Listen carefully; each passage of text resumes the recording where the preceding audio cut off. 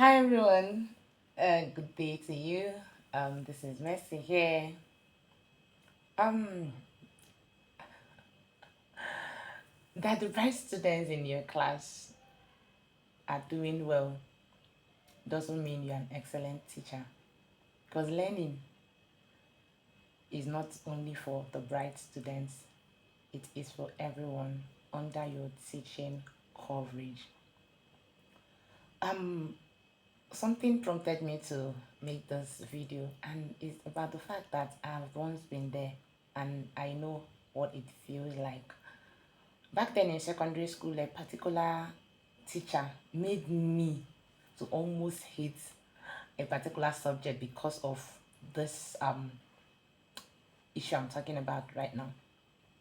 This man comes to class, call out the names of few people, and he feels those people are his best students. So like if so and so and so and so persons get an A in the subject, then my job is kind of done here. And then those statements actually weighed me down. At that point, I've not really understood what being emotionally down is. So I felt bad generally as a child.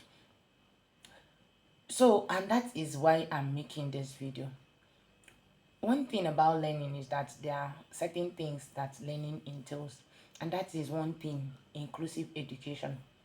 As a teacher, whether you're teaching young children, that you're teaching adults, or any category of persons, inclusive education is very important because you have to know that every person have their own learning pace. So regardless of what their learning ability is per time, you should be able to carry them along. That is what makes you an excellent teacher. Carrying both the bright students along and then the slow learners along too. And then catering to diverse needs. To achieve this, you have to bring in your creativity into teaching. Illustrations, storytelling, like whatever you do to make sure that people follow and understand, bring it down to the barest, break it down to the barest minimum so that these people actually follow. There are people that won't practically forget anything that you teach them using storytelling. So you should be able to know what your students what works for each category of your student. There are people that when you illustrate, maybe you want to explain something about maybe drinks for instance, or anything at all. You can use a coke bottle, water bottle, and anything. So once that image comes to their mind, they will hardly forget what you have taught them. And part of that my story, why I'm even bringing it up the more, is about the effect of the words we speak to those people we feel like they are dull students. Because the truth remains that some children are suffering from low self-esteem back at home. Then you now bring come and join, instead of helping to heal the brokenness they're already carrying, you're now bringing this kind of word. This is double jeopardy for them. So like they are not like since nobody cares, even in my house they don't even value whether I'm learning understanding or not. So we now begin to compare students, we begin to compare children, especially for young children. We should be very careful the kind of words we utter as teachers, as parents, as guardians, because this is not just for only people that are classroom teachers, because we have adult education and all the rest. But my emphasis is on young ones that are coming up, because these people may not really understand what self-esteem is at the time. So your words will actually make or mar them in the long run. So what am I saying in effect? Please be patient as a teacher. Be sensitive. Understand body language. Understand gestures.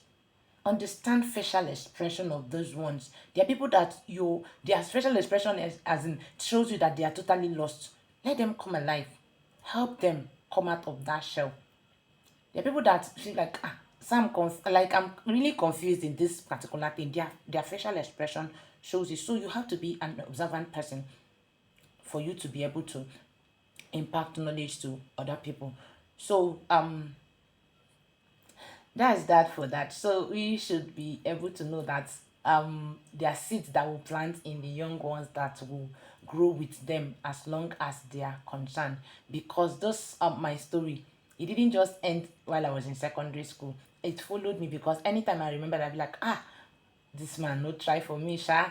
But I'm bringing it to light because we are fond of comparing, and then we are fond of having favorites. Okay, this person is a bright student, so let me even be closer to them, let me give them attention. No, the truth is that it's even those slow learners that need special attention. So because they need special attention, you have to go all the way to ensure that they are carried along while you teach.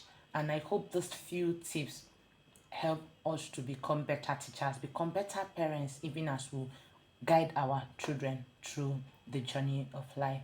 Thank you and bye.